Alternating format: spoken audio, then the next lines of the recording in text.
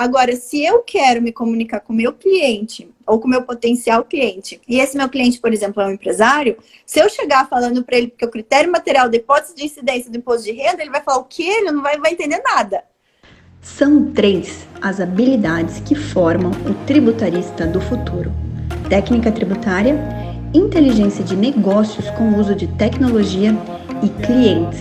Aqui nesse podcast eu vou te mostrar onde deve estar o seu foco, pois quando você foca naquilo que você tem controle, os resultados vêm e duram a longo prazo. O fato é, o futuro já chegou. Ser um tributarista medíocre ou diamante? A escolha é sua. Então, sejam todos muito bem-vindos ao podcast Tributarista do Futuro. Aqui nós vamos te ajudar a construir a sua autoridade como tributarista na sua área de atuação. E hoje nós vamos falar como nós vendemos sem vender. E a primeira forma de fazer isso é através da linguagem. O meu nome é Jennifer Cruz, eu estou aqui com a Letícia Amaral, mais conhecida como Tributarista do Futuro. Doutora, pode falar um pouco para nós sobre a linguagem do tributarista? Ou melhor, se ele deve usar em suas mídias e meios de comunicação com o prospect, ou como vamos chamar aqui de lead, né? Ou comunidade. Tá, então vamos lá, gente. Contextualizar, né? A gente sempre fala aí que ser tributarista, né? Principalmente para quem está começando, o primeiro passo é, além de você já ter aí o teu conhecimento técnico, né? Então a gente está partindo do pressuposto que você está pelo menos iniciando, já tem uma base técnica e você precisa ter seus clientes, né? Precisa começar a pensar nos seus clientes ali. Então, eu sempre começo falando para vocês da importância da construção da autoridade, tá? Essa autoridade, o ideal é que ela, assim, a partir do momento que você decidiu que quer ser tributarista, já começa a construir essa autoridade. E aí, gente, que isso que a Jennifer falou, né? Então, a gente tem que pensar, tomar muito cuidado nessa construção da autoridade, em relação à autoridade para quem, né? Então, com quem a gente está se comunicando e o nosso interlocutor, quem está recebendo a nossa mensagem, precisa o quê? Se conectar conosco, né? Então, precisa ter aí ali aquela empatia, chamada empatia. E daí a gente fala de linguagem, tá? Então, o que é uma linguagem dentro dessa comunicação? Né? E aqui a gente está falando dessa construção de autoridade. Então, primeiro é a gente saber identificar bem o nosso interlocutor. Tá? Com quem a gente está falando, para quem a gente está transmitindo essa linguagem. E claro que essa escolha do nosso interlocutor, e se a gente está falando aqui, né, o nosso tema do podcast de hoje é como ter clientes sem vender, né? Ter clientes sem vender. Então, a gente está falando que a gente quer o quê? Clientes. Né? Então, nossa linguagem voltada a esse objetivo que é ter clientes. Tá?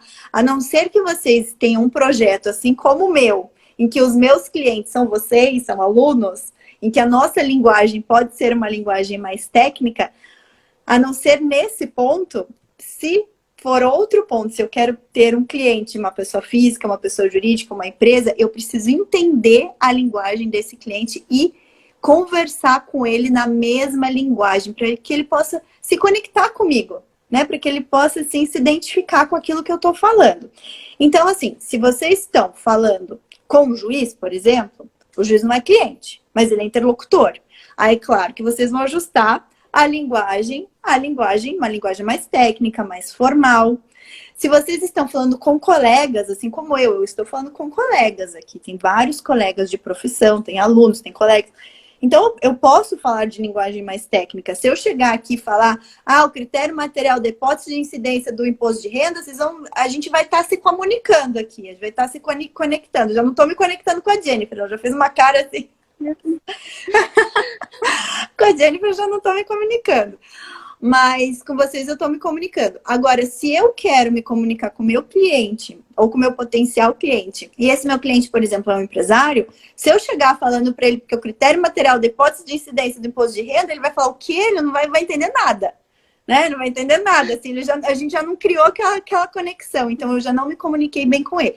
Então, o primeiro passo realmente é a gente tem que pensar na linguagem do nosso interlocutor para que a gente ajuste a nossa linguagem à linguagem dele. Isso é o primeiro passo, muito importante. Verdade. Ali eu falei um pouco sobre comunidade e leads, né? Você pode explicar um pouquinho para a gente o que que é isso, para o pessoal entender melhor, né? A gente costuma falar, a gente costuma utilizar 3 palavrinhas aqui quando a gente vai falar, né, dos nossos interlocutores ou numa linguagem voltada à obtenção de clientes, tá, pessoal? Então a gente fala da nossa audiência, pode falar da nossa audiência ou a nossa, né, esse grande número das pessoas com quem a gente está se conectando, a nossa audiência, tá? A partir do momento que eu vou criando uma audiência mais recorrente, em que eu vou me comunicando bem com essa audiência, eu posso estar voltando a criar uma comunidade. Mas não necessariamente essa comunidade, no primeiro momento, ela pode se tornar, é meu cliente, né? É só alguém, um grande número de pessoas que estão se interessando pela minha linguagem. A partir do momento que eu quero ver o grau de aderência dessa minha comunidade à minha pessoa, à forma que eu estou comunicando, eu posso, por exemplo, disponibilizar um material em que essa pessoa ela vai se sentir confortável em me deixar o e-mail dela, o nome e o e-mail. A partir desse momento, essa pessoa, que aí a gente pode estar falando de um empresário, pode estar falando de alguém dentro de uma empresa, deixou uma linha de comunicação mais estreita, a essas pessoas se tornou meu lead, tá? Tá dando uma grande base. Eu gosto de falar assim, né? Eu gosto da grande analogia que é feita de um relacionamento, né? Então a gente tá numa festa, né? Agora a gente não tá nem em festa, eu já não tô em festa faz muito tempo, gente. Casado com 2 filhos, que faz muito tempo que eu não vou em festa, acho que só faz casamento que eu vou. Mas assim, pandemia a gente nem festa tá indo, né? Mas vamos usar essa analogia. A gente tá numa grande festa e vamos pensar que somos todos solteiros numa grande festa aí, procurando o nosso par ideal. Então, a gente está numa grande festa com um monte de pessoas, né? Um universo de pessoas ali. Começam a conversar com uma pessoa. Opa, gerou uma conexão, né? Gerou uma conexão, tô falando a mesma linguagem dela, gerou uma conexão. Mas calma aí, mas eu quero continuar aquele relacionamento com aquela pessoa, né? Então, vamos pensar que tá gerando uma conexão boa. Se ela vai embora da festa e eu não tenho nem o telefone, nem o nome dela, rompi aquela conexão. Foi embora. Ah, legal, passou por aqui. Vamos pensar que alguém está passando por essa live, achei interessante, vou entrar aqui, depois foi embora e nunca mais voltou. Entrou, né, nesse bolo da audiência, sumiu, nunca mais. Agora, a partir do momento que nessa comunicação ali, eu peço o telefone, não penso, pedi o telefone da pessoa. A pessoa, beleza, vou te dar meu telefone, pareceu legal esse papo, tal, quero continuar me comunicando. Então, ali deu o telefone, a pessoa se tornou lead. Vai continuar o relacionamento mais próximo. Então, eu vou passar a me comunicar de uma forma mais próxima com essa pessoa. Clientes, como que a gente faz isso? Deixa lá disponível o cliente para ele assinar uma newsletter. Né? Ou disponibilizo um e-book de um conteúdo relevante que ele vai deixar lá o telefone dele, vai deixar o e-mail para continuar. Então, ele se tornou um lead, tá bom? Ainda não é meu prospect, né? Não é meu prospect, porque o prospect, ele já exige um grau de comprometimento um pouco maior. Então, já marcou uma reunião ali, né? Exatamente. Então, naquele nosso relacionamento, eu liguei para a pessoa que me passou o telefone. Liguei e marquei um outro bate-papo. A pessoa falou, beleza, podemos conversar. Ótimo, ela se tornou prospect, cliente também. Mandei um e-mail, coloquei lá, gostaria de conversar mais sobre isso com você. Tive um retorno, um feedback positivo, vamos marcar a reunião? Beleza, entrou no quê? Lá na minha prospecção. Ele deixou de ser só meu lead e se tornou o meu prospect. Então, isso é bem importante que a gente tenha em mente bem essa diferença, né?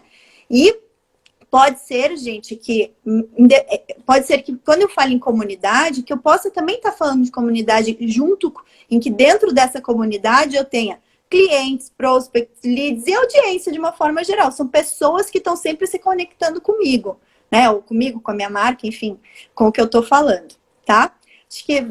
Achou que ficou bem claro aí? Sim, e uma coisa interessante também do que você falou ali, que a relação do lead com você, né? Quanto mais você entrega, mais você pode pedir em troca, né? Então, quando você entrega um conteúdo mais rico, como você citou ali o e-book, né? Alguma coisa, você já consegue pedir um e-mail, um telefone, a pessoa já vai se sentir mais à vontade, né? Então, é mais tranquilo quando você entrega mais. E aí você falou pra gente ali sobre comunidade e eu queria que você contasse um pouquinho pra gente sobre a sua comunidade, como que você construiu isso, para que daí eles entendam como que eles podem criar a deles também A sua comunidade aqui, né, no Instagram, você sempre chama, né, os alunos de tributaristas, diamantes, tributaristas do futuro, né? Então, qual que é o significado disso? Qual que foi a diferença que isso fez, assim? Como que eu... Então aqui, gente, eu tô falando da Letícia, né? Da Letícia querendo querendo formar outros tributaristas do futuro, né? Então eu me comunico com vocês levando esse diferencial, né? Então qual que é o meu diferencial, e vocês têm que identificar o diferencial de vocês na comunicação de vocês com possíveis clientes. Cada um vai ter um diferencial, tá? Então, quanto mais rico o teu diferencial, mais isso o cliente consegue perceber valor em você, melhor. Te diferenciar do volume de pessoas que tem aí nesse nosso universo global, melhor. Então, como que eu usei isso? Vamos trazer para minha realidade aqui nesse canal com vocês. Eu vendo o tributarista do futuro. O que é o tributarista do futuro? Né? É um profissional diferente do tributarista. Então, eu costumo falar, você tem o tributarista medíocre, o mediano, normal, e o tributarista diamante, né? Que é aquele tributarista que tem um valor a mais. Ele é visto pelo cliente como um diamante. E aqui o que eu quero é que vocês vivenciem isso, né? Que o cliente veja vocês como realmente um profissional raro, porque entrega muito valor, né, para ele. E eu criei essa minha comunidade de tributaristas do futuro, profissionais que querem ser diamante para os seus clientes, ou tributaristas de inteligência de negócio, que é é o grande diferencial, né? O tributarista aqui vai além, né? Ele tem um plus. Ele não é só o tributarista que entende ali muito bem de direito tributário, muito bem de contabilidade tributária. Não, ele entende de negócio. Ele olha o cliente, ele consegue ver estratégia no negócio do cliente. Ele entende da inteligência de negócios, né? Então, é um tributarista, ele é mais valioso, né? Por isso que eu sempre falo meus diamantes em lapidação. Então, eu criei esse elo de conexão com vocês. Vocês também, dentro da linha de comunicação com potenciais clientes, vocês precisam perceber onde vocês vão conseguir pegar esse diamante que está ali em vocês e aplicar na comunicação de vocês com o cliente. E aí vocês vão construindo uma comunidade. Hoje eu tenho a minha comunidade mesmo, de pessoas que se conectam com essa visão do tributarista do futuro, e nós temos uma comunidade fechada no Facebook de tributaristas, né, de pessoas que estão com essa mesma visão ali, esse mesmo foco de também entrarem nesse movimento e se tornar tributarista do futuro, realmente levando estratégia. O Cleverson é um dos nossos diamantes em lapidação constante lá, que está na comunidade. O Pedro Ivo também apareceu aqui, já comentou. Mas é isso, né? O cliente, ele vê o profissional tributarista como alguém muito estratégico para o negócio dele. Por isso que é diamante, né? E não vai ser um tributarista medíocre que vai conseguir fazer isso com o cliente. Precisa realmente ter um plus. Sim. Você falou aqui da comunidade, né, e da linguagem. Esse tipo de coisa é muito importante para ativar um gatilho mental, que é o gatilho mental da reciprocidade. Por quê? Porque a pessoa sente que é recíproco, que você realmente está preocupado com ela e quer ajudar ela. Então, a reciprocidade é ativada quando você usa essa linguagem, quando você tenta realmente se conectar, né, com o teu lead, com o teu prospect. Então, ele sente essa reciprocidade. E aí, a gente já falou, né, um pouco sobre gatilho mental no último podcast, mas para quem não acompanhou, basicamente o gatilho mental é palavras e formas de você se comunicar com o público que vão estimular ele a fazer a famosa CTA, Call to Action, né? Ou seja, ele vai entrar com alguma ação, né? Então, ele vai fazer alguma ação. Então, é uma chamada para ação. Então, quando você usa esses gatilhos mentais, quando você trabalha esse tipo de coisa, se torna muito mais fácil e tranquilo para que ele tome uma decisão de fechar um negócio com você. E, querendo ou não, isso é por conta da autoridade que isso vai gerar, né? O fato de você ter gerado todo aquele conteúdo, né? Então, isso tudo vai ajudar. E aí, eu estava pesquisando, né, para essa live e eu encontrei um estudo, né, na internet de David Strometz, eu acho que é assim que fala o nome dele, da unidade de West Florida. Ele disse assim, ele fez um estudo com garçons. Então, ele queria saber se o fato de os garçons entregarem alguma coisa iria fazer aumentar as gorjetas, enfim, né? Porque as gorjetas normalmente não era algo muito alto naquela região. Então, ele queria ver alguma forma que ele poderia fazer para aumentar isso. E aí, o que ele fez? A primeira coisa que ele fez foi... ele pegou e ao invés de simplesmente o garçom entregar a conta, ele entregava a conta e dava uma balinha. E só o fato dele entregar essa balinha, a gorjeta do garçom aumentou em 3,3%. E pode até parecer que esse número não é relevante, mas ele foi lá e repetiu esse estudo, e ao invés de entregar uma balinha só, ele entregava 2 balinhas. Quando ele entregou 2 balinhas, a gorjeta aumentou em 14%. E ele não parou por aí. Ele falou, não, eu vou fazer uma outra coisa diferente agora. Ele entregou as 2 balinhas, mas de maneira separada. Então ele foi lá, entregou a conta, entregou a balinha e saiu. Aí ele voltou, entregou a outra balinha, falando assim, olha, eu não ia entregar, mas para sua mesa eu vou fazer diferente e vou entregar essa daqui também. Então, isso aumentou em 23% as gorjetas. Então, por que que isso aconteceu? Tem 3 conclusões que a gente pode tirar desse estudo. O primeiro é o gerar a reciprocidade ali. Quando você entregou algo de valor para a pessoa, né? Afinal, aquela balinha fez o cliente se sentir único, né? Então, aquilo agregou valor, aumentou para ele o valor. Então, ele pensou assim, já paguei pelo que eu comi, não paguei por essa balinha. Então, ele se sente, né, que ele precisa fazer um a mais ali. O segundo é que se você aumentar o valor percebido em relação à expectativa, ou seja, quando ele entregou aquelas 2 balinhas, né, não era algo que o cliente esperava, né? Então, isso gerou essa expectativa, aumentou a expectativa do cliente. E terceiro, que se você oferecer algo personalizado, isso tende a aumentar ainda mais, que foi quando ele pegou e falou, isso aqui é pra você, né? Por você, não foi, né, não fiz por outras pessoas, foi por você. Como você acredita que o tributarista poderia aplicar essas 3 lições do estudo com o seu público? Olha, eu vou falar um pouquinho da nossa experiência, né? Como que a gente procura levar essa mensagem de valor. E ali, gente, olha que interessante, né? Então, só a Dia fez alguns comentários bem interessantes que vale a pena a gente recapitular. Primeiro, gatilho mental, né? Então, gatilhos mentais são técnicas, né, que se utiliza na comunicação para a gente gerar essa conexão com o nosso público, né? Com o nosso público, o nosso futuro cliente, possivelmente, que é o que a gente também tem essa intenção aí. A Jennifer comentou de um gatilho, um gatilho mental específico que chama gatilho da reciprocidade. Existem diversos gatilhos mentais, tá? O gatilho mental da reciprocidade é justamente isso, que a gente entrega alguma coisa para nossa audiência pensando no bem da audiência. Então, parte desse sentimento altruísta mesmo, tá? Então, assim, a gente entrega sem receber nada em valor, nada em troca. Então, não é uma relação comercial, né? Algo realmente que a gente está preocupado, a gente está querendo levar. Isso é importante porque a gente se posiciona, né? Claro, a gente vai fixando a nossa autoridade, a gente leva algum conteúdo nosso que pode ajudar ou a sanar uma dor ou a ajudar aí no anseio, no desejo da nossa audiência, né? Da nossa audiência, e para fazer com que essa audiência, num futuro, se torne, né, nosso cliente.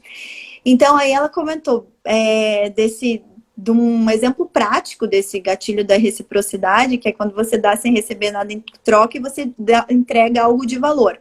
O que a gente faz utilizando redes sociais, tá? Quando a gente está aqui entregando algo de valor para vocês, né, a gente está entregando um conteúdo, algo, e por isso que no planejamento de conteúdo é bem importante você pensar 2 coisas, dores e anseios do teu potencial cliente. E fazer o teu planejamento de conteúdo, tomando cuidado com a linguagem, mas fazer o teu planejamento levando isso para o teu cliente, levando algo que realmente vai agregar para ele. Por quê? Porque a retribuição, por mais que você não peça isso em troca, aí que vem o vender sem vender. O cliente ou o potencial cliente, ele se sente meio que na obrigação de te retribuir de alguma forma. E foi isso que aconteceu aí nesse exemplo do garçom, né? Então, o garçom, ele não tinha a menor obrigatoriedade de dar uma balinha. No máximo, ele tinha aí um dever de prestar bem, né? De prestar um bom serviço para o cliente. Né? Assim, o mínimo que ele tem que fazer é atender bem o cliente. Mas ele foi além, ele entregou algo a mais. Né? Ele entregou uma balinha. Beleza. Qual foi a reciprocidade? Aumentou ali a questão da gorjeta dele. A partir do momento que ele entregou 2 balinhas, então ele deu bem, né? Entregou mais valor ali, por mais que não tenha muito valor financeiro isso, né? É o gesto, né, que contou. Aí já imagina, de 3,3% para 14%, né? Então aumentou muito.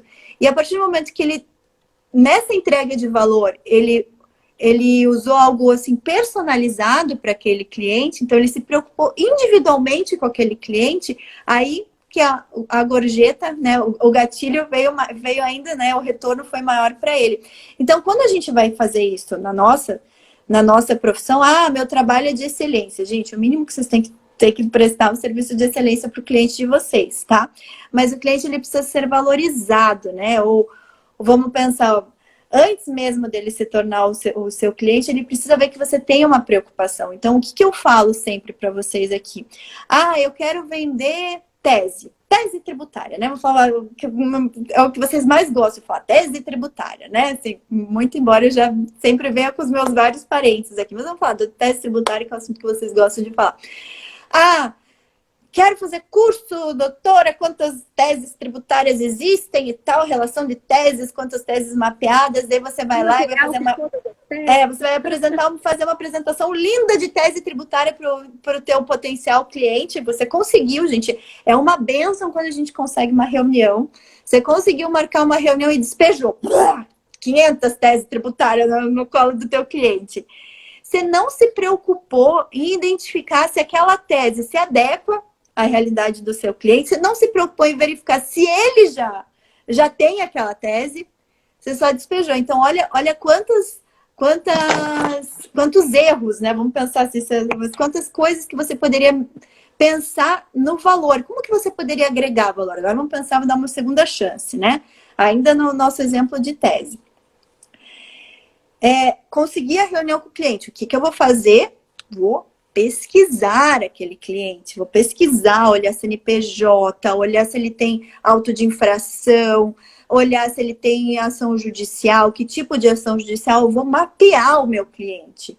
Aí, beleza. Aí eu vou ver as teses que eu acho que eu posso oferecer para o meu cliente. Eu entendi o negócio dele.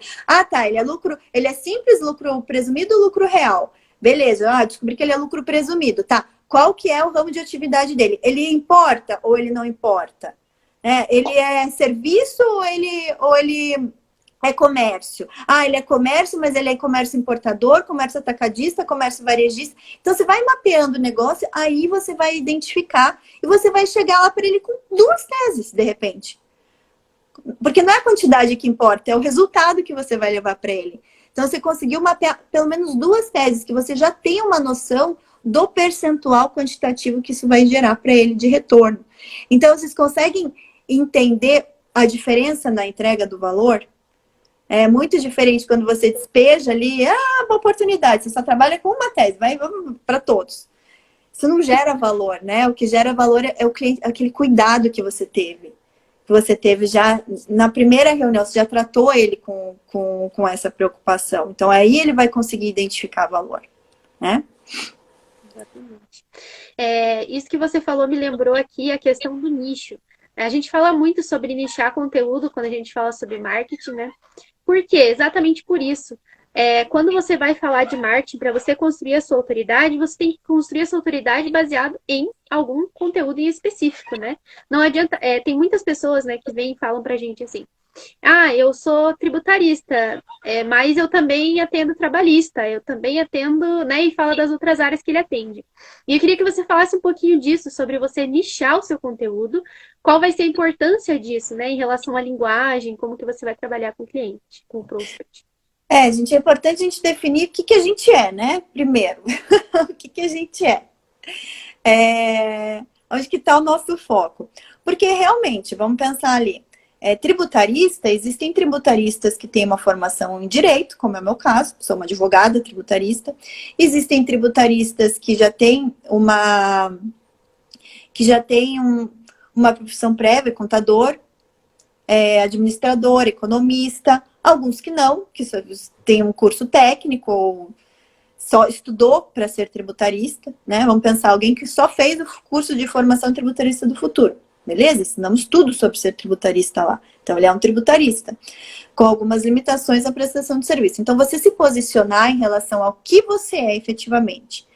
Porque quando a gente vai estar se comunicando com o nosso cliente, a gente confunde se a gente começa a falar de muitos assuntos diferentes. Imagina aqui, gente, eu estou falando com vocês tributário, tá? Então, vocês. Daqui a pouco eu começo a falar de direito trabalhista. Ou daqui a pouco eu começo a falar de contabilidade de folha de pagamento, só folha de pagamento. Aí já quebrou aquele elo de conexão, né? E outra, quebrou a tua autoridade, porque a gente não consegue ser bom em tudo. Assim, pô, se a gente for pegar só no tributário, já é um universo de coisas que a gente precisa saber. Então, assim, se você optou por ser tributarista, então você se posiciona como um tributarista. Se a tua opção é sou um tributarista, você vai se posicionar.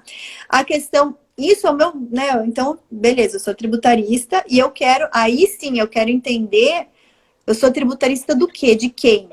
Aí que com quem eu vou me comunicar?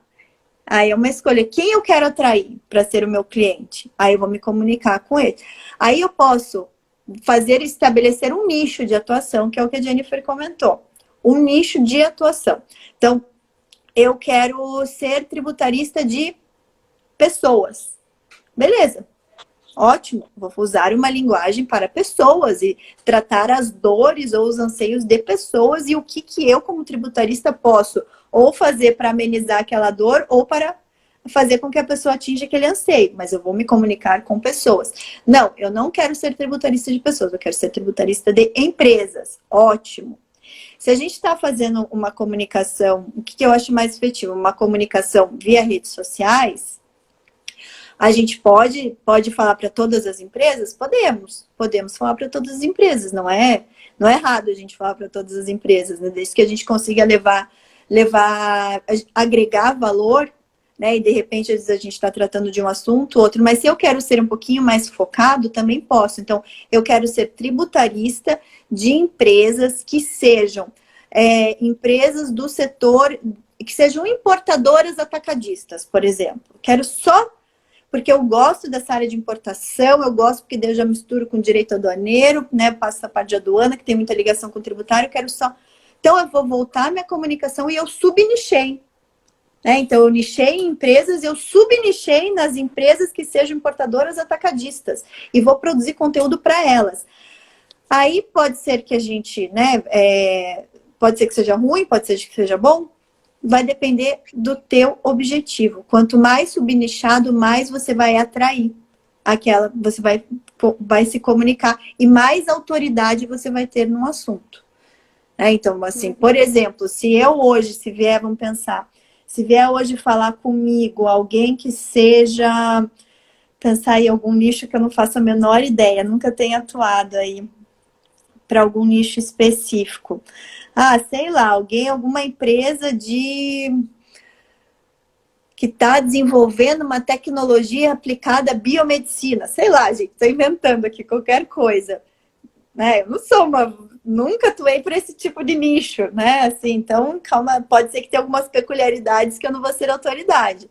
Mas, assim, eu posso escolher em me tornar autoridade para um nicho, me comunicar muito bem com aquele nicho. O que vai acontecer? Eu vou tender a atrair clientes daquele nicho. Aí é uma outra coisa.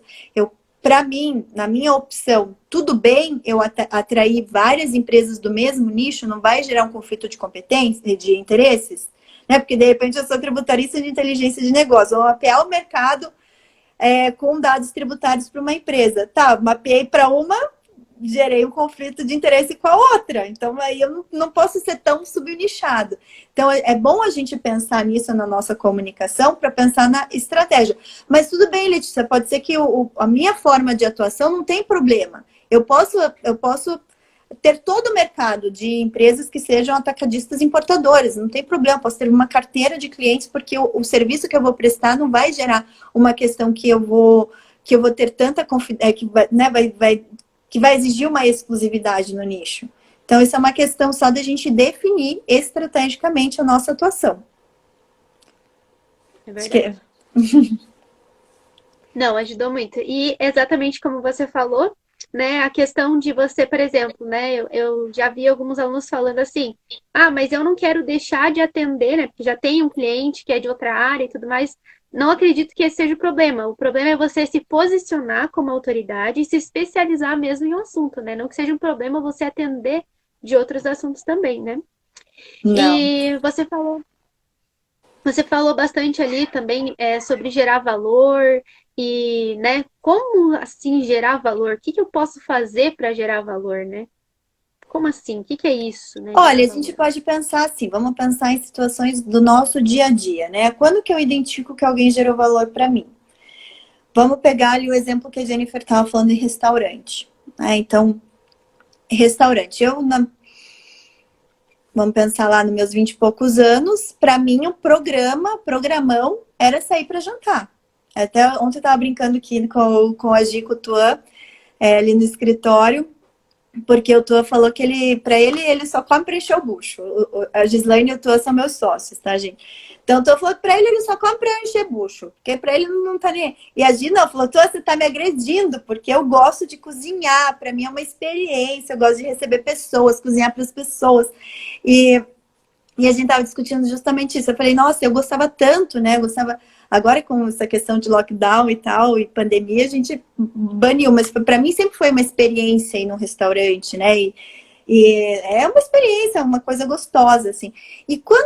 Vamos pensar, quando que para mim fazia diferença, quando que eu via que agregava valor? Era só uma comida gostosa que agrega valor, então só vou escolher um restaurante pela comida gostosa? Não, eu vou escolher o restaurante pelo ambiente. O nosso cérebro, gente, ele se conecta com as situações, né? Tem as sinapses, né? Não sei se vocês já ouviram falar das sinapses cerebrais. Se quando a gente vivencia uma experiência, aquilo gerou um prazer para nós, o nosso cérebro ficou gravado, né? Como se tivesse gravado o Augusto Cury fala da nossa memória RAM. Né, Augusto fala, né, que toda experiência ela fica gravada na nossa memória RAM. Então é isso, uma boa experiência gera uma sinapse. É uma coisa gostosa. Aí o que eu vejo assim eu tinha um restaurante que eu amava mesmo lá em Curitiba.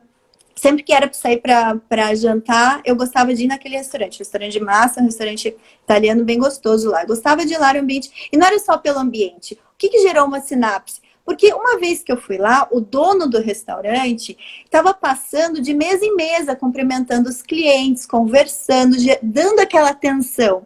E ele parou na nossa mesa, na mesa que eu estava, e conversou, gerou. Então aquilo criou uma sinapse gostosa. Sabe aquela coisa assim de uma experiência boa? Poxa, o dono do restaurante, um restaurante renomado em Curitiba, que além de uma comida gostosa, um ambiente bom, o dono teve esse olhar. Então, imagina o valor que ele agregou.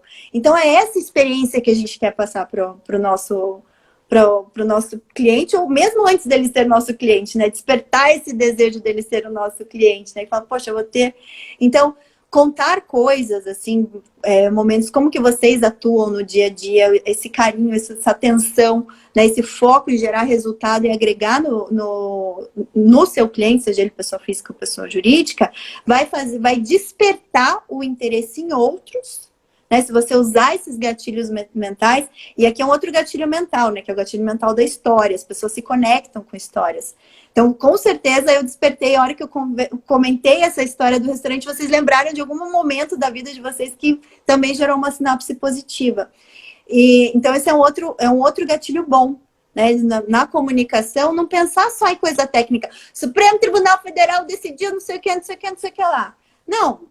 Colocar situações, assim, explicar, porque as pessoas são pessoas, a pessoa se conecta com pessoas, né? Então, gerar isso aí, esse é uma coisa que agrega valor e você vai estar vendendo sem estar vendendo. Então, você vai estar atraindo potenciais clientes, vai estar gerando esse interesse neles de querer saber mais sobre você como profissional, né? Então, aí você vai estar vendendo sem vender, né? Vai gerar clientes sem estar propriamente vendendo para eles.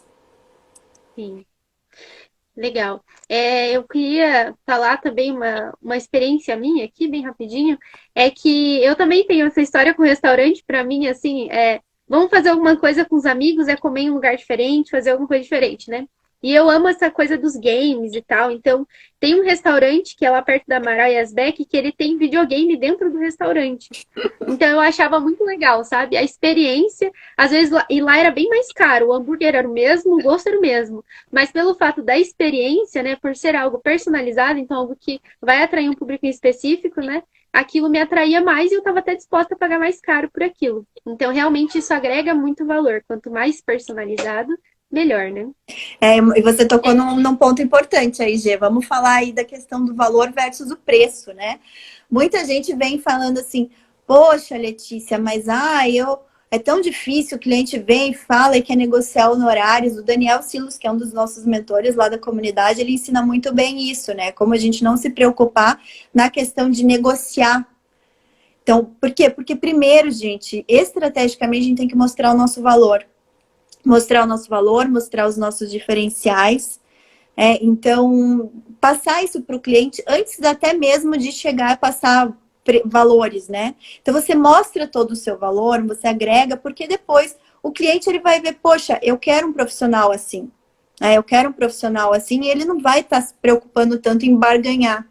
Que é a pior coisa para nós ficar barganhando, né? Valor dos nossos serviços. A gente sabe quanto é custoso prestar um serviço, está sempre estudando e está em dia, antenado, tá aí acompanhando tecnologia, tá acompanhando metodologias, então a gente sabe o quanto a gente investe nisso, investe tempo, investe energia, investe dinheiro e a gente precisa ser valorizados, porque a gente precisa mostrar esse valor também, né? O cliente precisa identificar esse valor em nós. E aí sim a gente vai poder fugir um pouco dessa questão de ficar barganhando preço, né? Que é uma coisa realmente muito chata, assim. É verdade. Então, né, bem interessante isso que você falou sobre o valor e etc. Realmente entregar um conteúdo rico e pensar realmente na linguagem do cliente que você vai usar, quem é seu público-alvo, quem é sua persona, né? Até onde a gente pode falar um pouco mais sobre isso, sobre público-alvo e persona. E isso também tem que se encaixar na realidade dele, né? Como você falou. E tem aquela questão de você saber, né, pesquisar anteriormente, como você falou, os hábitos, as crenças, os desafios que aquele seu cliente tem, né?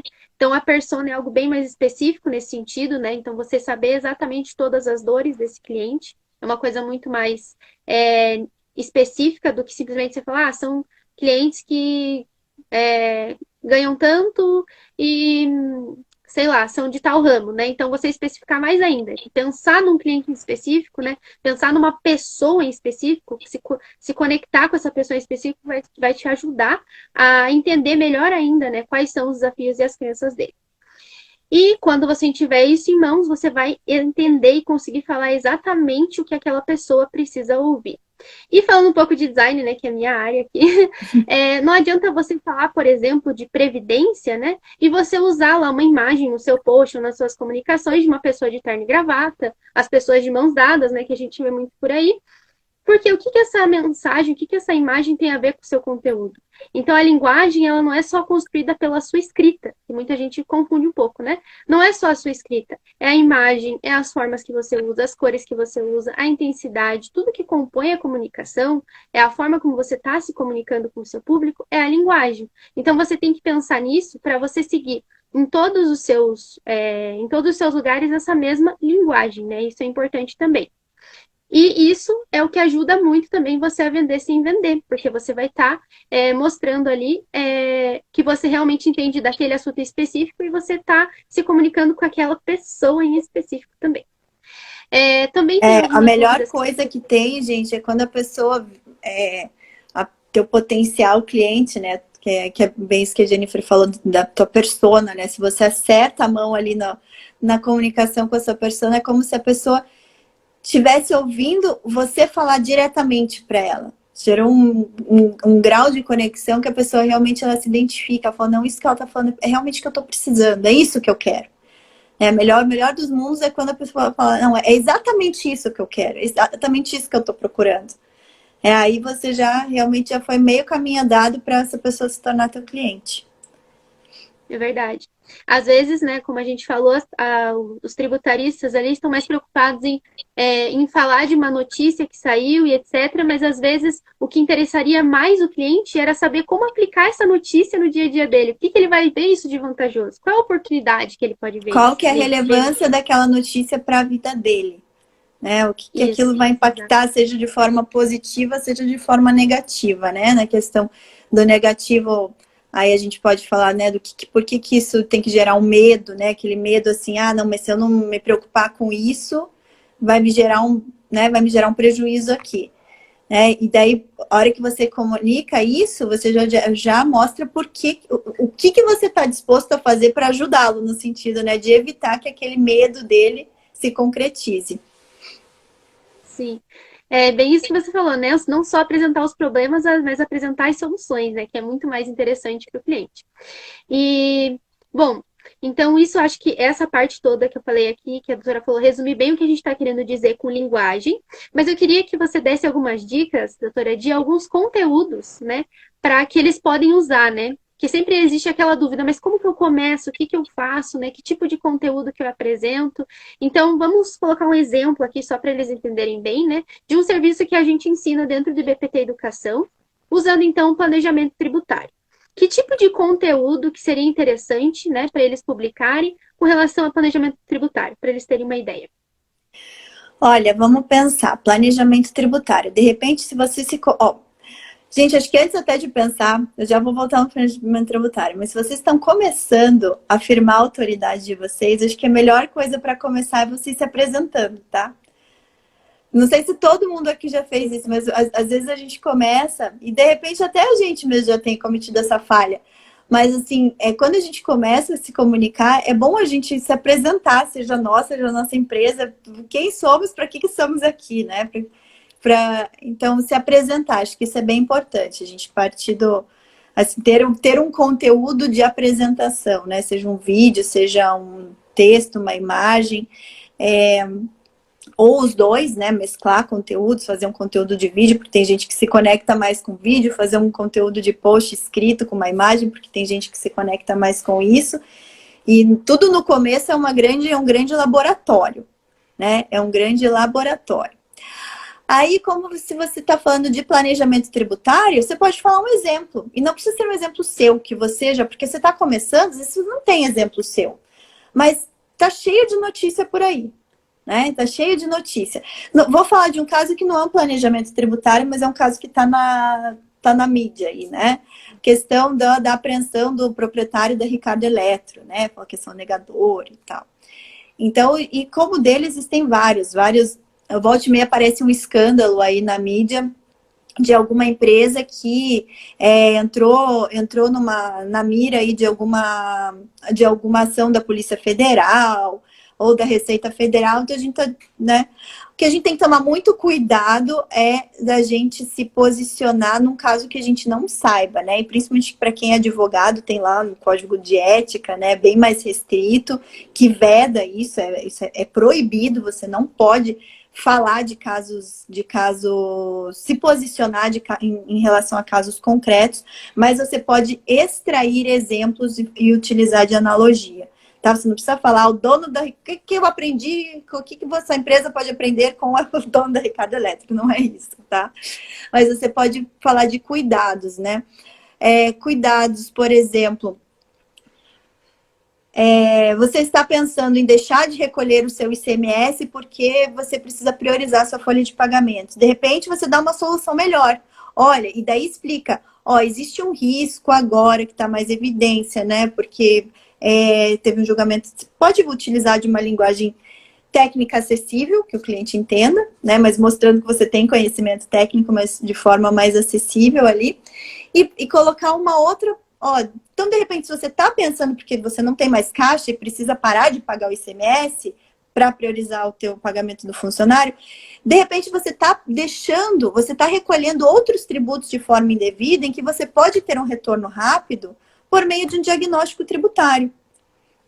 Por exemplo, né, se você quer vender aí um serviço de recuperação de crédito aí, por exemplo. Então, você pode utilizar e daí mostrar o benefício disso para a empresa.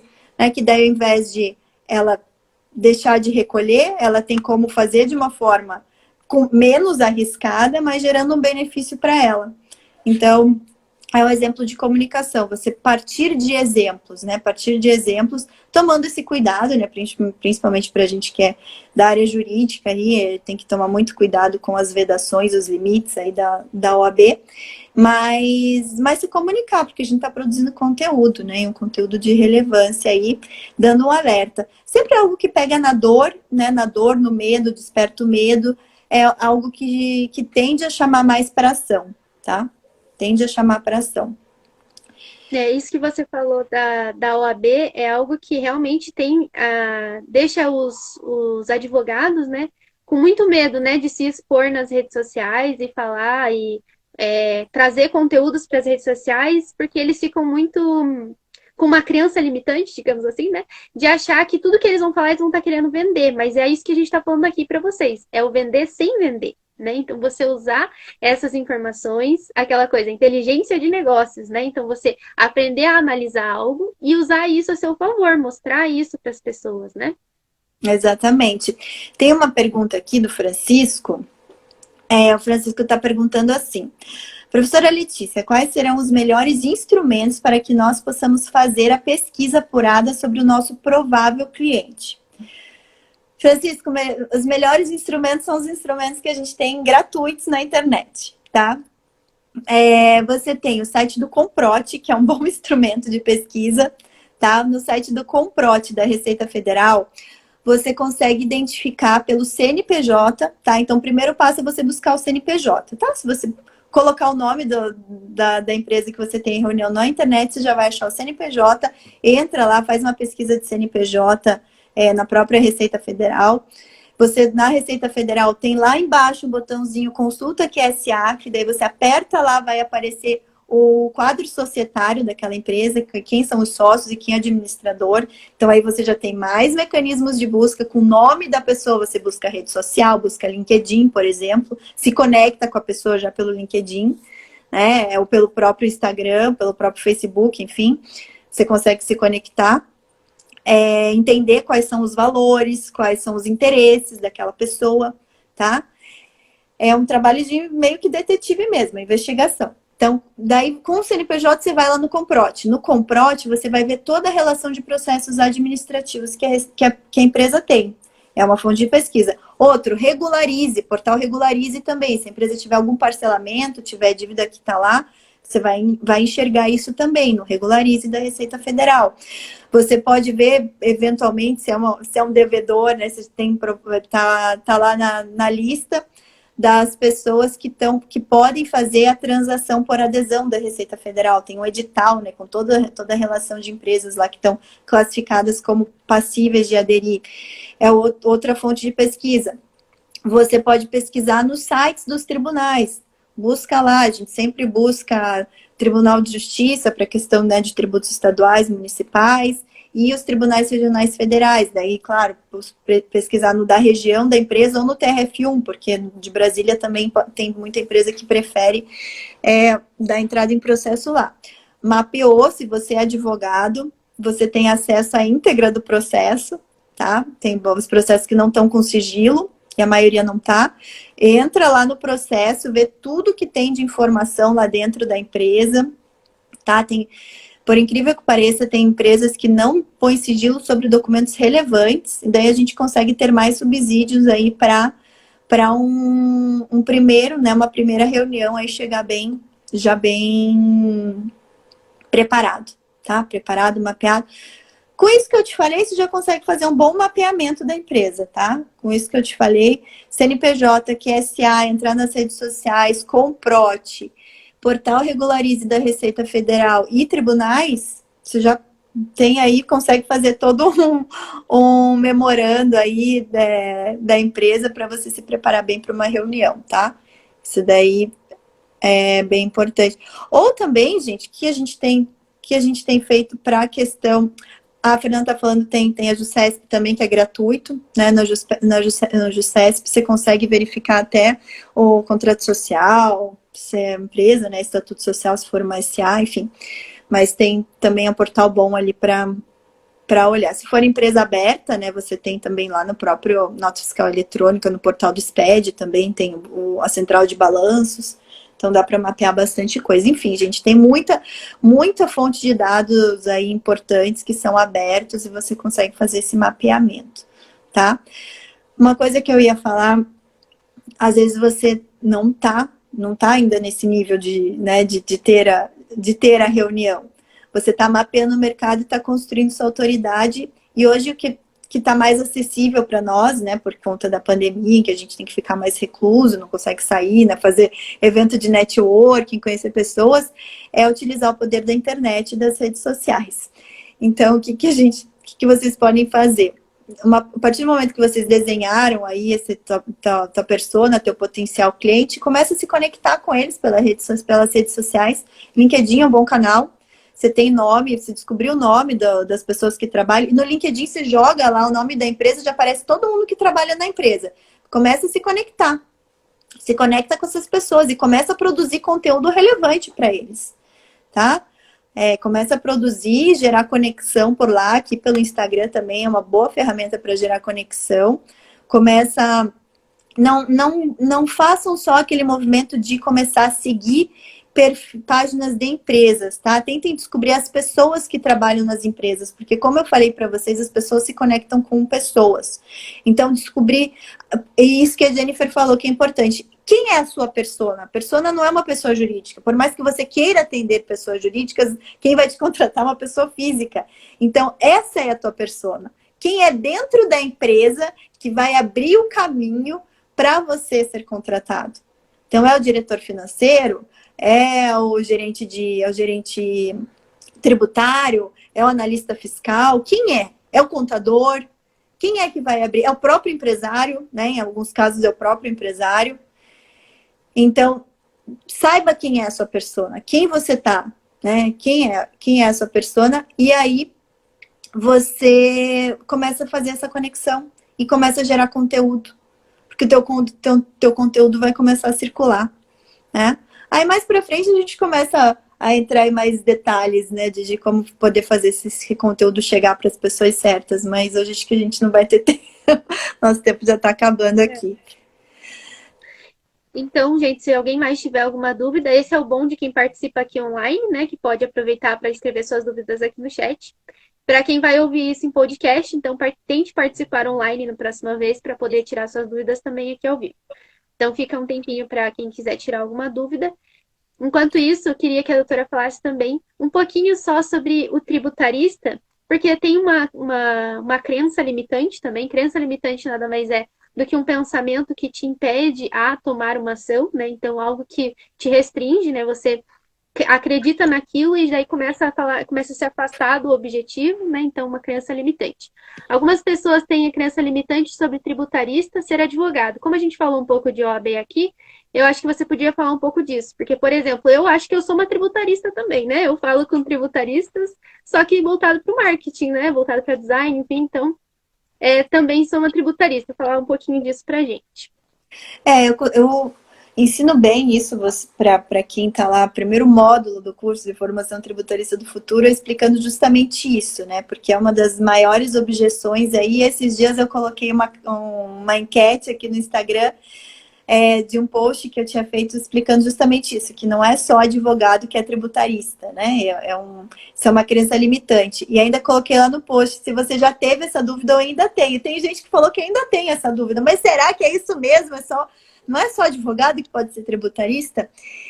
Gente, não é só advogado que pode ser tributarista. A gente tem na nossa equipe vários tributaristas que não são advogados, tá? O que eu falo, o tributarista é quem tem profundo conhecimento, né? Profundo conhecimento da área tributária e que consegue prestar serviços estratégicos para o cliente, né?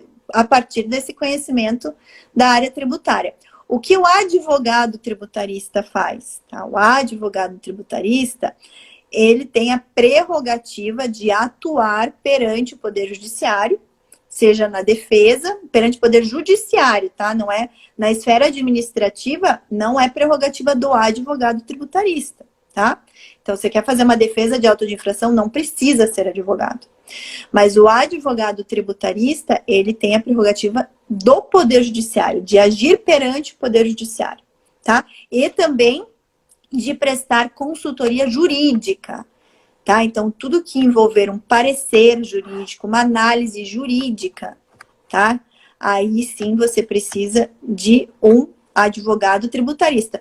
Parecer, um parecer sobre a constitucionalidade e a legalidade de um tributo. Advogado tributarista, tá? Então é uma crença limitante. Tributarista, qualquer pessoa que tenha conhecimento. Advogado tributarista, poder judiciário, consultoria jurídica, tá? Isso inclusive está lá no Estatuto da OAB, tá? Então, isso... Tem uma pergunta aqui. Dá tempo da gente responder as perguntas? A gente pelos meus cálculos temos 3 minutos. Vamos ver, vamos tentar. Tá. O Pedro Ivo perguntou, né, se tem alguma forma de mapear o interesse das empresas ou empresários, né? Porque ele quer falar a língua desse prospect e ele não tem conseguido plenamente. Então, como que ele faz esse mapeamento? Qual é a melhor forma? Pedro Ivo, o mapeamento é você desenhar a tua persona, literalmente, tá? Porque você vai desenhar a tua persona, você vai identificar os interesses. Qual que é o interesse? Como que essa persona se comunica? O que que ela lê? Qual que é o hobby dela? Isso é o mapeamento da persona, tá? Não é só saber, não é o que eu falei, se é uma empresa que atua no comércio atacadista, não. É a pessoa dentro daquela empresa, quais são os interesses e quais são as dores que ela enfrenta no dia a dia. Essa é uma pessoa, por mais que o teu cliente seja uma empresa, você está se comunicando com pessoas, tá? Nunca se esqueça disso, você está se comunicando com pessoas. Então, não existe pelo menos que eu conheça, né? Depois pergunta para a Milene lá na comunidade, porque ela que é a nossa grande user experience da comunidade. Mas eu não conheço uma ferramenta. Pode ser que tenha, né? Pode ser, deve perguntar lá para a Milene. Mas e muito teste, né, Pedro? Muito teste. Isso aí é testar. Você vai ver que você está se comunicando da forma correta quando você estiver atraindo a tua persona, tá? Então, testa formas de comunicação, sabendo do interesse da pessoa, tá? E primeiro, mapear. Você tem que ter isso muito em mente e conversar com outras pessoas. Se você conversar, se você mapeou a tua persona, você vai conversar com outras pessoas que pode não ainda estar, né? Você vai mapear para fazer pesquisa. Roda, qual que é a dor dela? O que ela anseia? E começa a produzir conteúdo em cima disso, tá? Se comunica, vai atrás dessas pessoas, pergunta, entrevista, roda pesquisa, tá? Aí você vai saber, tá? Qual que é a grande dor dela que ela tem ao contratar um advogado tributarista? É uma dor. Aí você vai procurar não incorrer nessa dor, tá? Gente, tem 55 minutos, vai cortar. Vamos fazer o fechamento aqui, tá? Jay, encerra aí. Obrigada pela participação de todos, tá bom, gente? Então, esse foi o nosso podcast de hoje. Espero que vocês tenham gostado. Não esqueçam que vocês podem sugerir temas para nós. É só mandar lá no direct da doutora Letícia, tributarista do futuro. E quem puder participar na próxima vez ao vivo, participa. Quem não puder, nós estamos disponíveis nas plataformas de podcast. Até na Apple, né? Apple Podcast. Então, vocês podem ouvir lá. Esse podcast vai estar disponível a partir da próxima quinta-feira. Então, até a próxima sexta com mais um conteúdo. Confiram o tema seguindo aqui a doutora Letícia, que ela vai postar para vocês. Tá bom, gente? Pessoal. Até a próxima. Tchau, tchau.